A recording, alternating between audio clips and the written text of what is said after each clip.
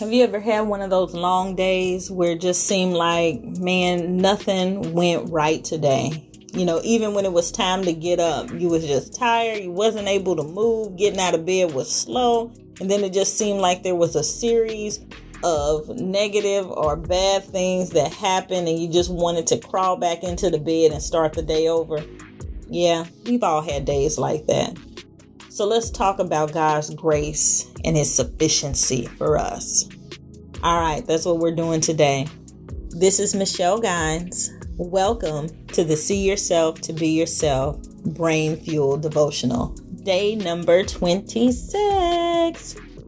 And he said unto me, my grace is sufficient for thee, for my strength is made perfect in weakness.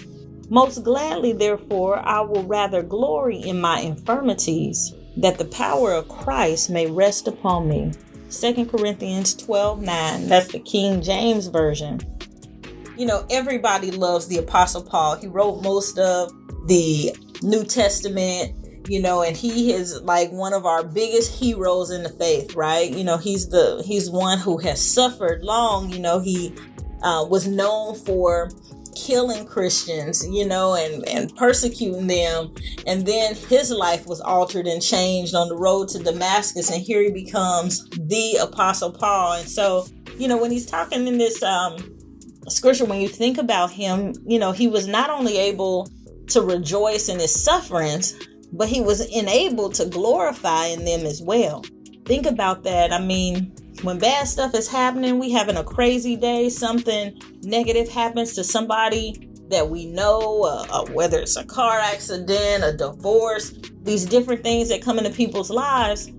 I know it's hard to say that we're all going to think positively about when bad stuff is happening to us. Any of us would say, well, I'm not the Apostle Paul and I can't do it. But here's the truth. There are times in our life when bad things have happened to us and we've made it. You know, it didn't mean that we didn't cry, didn't mean that we weren't hurt, didn't mean that we didn't suffer or we were embarrassed or disappointed. Whatever it was, it happened, but you're still here. If you're listening to this, you made it through.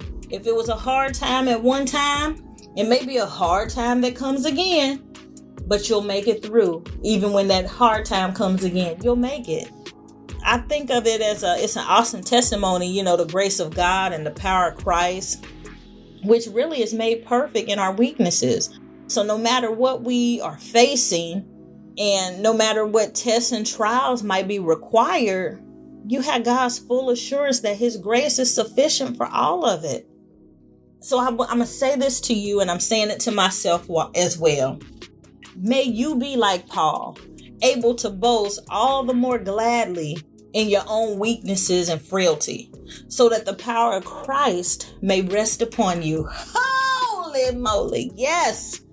In your weakness, when you're hurting, God's grace is sufficient. It will carry you. It'll lift you up. God's grace is sufficient for all of your needs. Recognize and rejoice in the knowledge that God's power is made perfect in my weakness. You can now boast all the more gladly in your inability, so that God's great ability may be made manifest in your life. Whew, that's a lot to take in. It's a lot to take in. I know. It's a lot. It's the truth.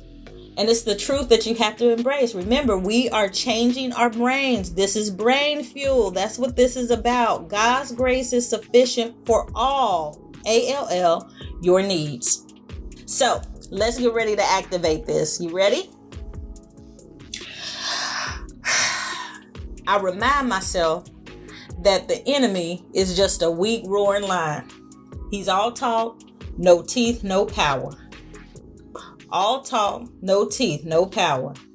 I maintain and keep my power through Christ because his grace is sufficient. All right, y'all, let's say that again. Activate. I remind myself that the enemy is a weak, roaring lion. He's all talk, no teeth, no power. I maintain and keep my power through Christ because his grace is sufficient for me. and for you and for everybody that you know, everybody that you love. His grace is sufficient. You can boast all the more because you know that you've got the grace of God in you. It's there. It's there. We know it's there. So keep it moving. All right. I love coming and sharing with you guys. I hope that you're taking this in. I hope that you're getting something out of it. I know that I always did. Transforming your mind and thinking about the scripture and putting it inside of your life, inside of your mind, inside of your psyche makes a difference. It makes a difference. So I'm so glad that you were here today. This is Michelle Gines and the See Yourself to Be Yourself Brain Fuel Devotional. I'll see you back here tomorrow. Have a great one.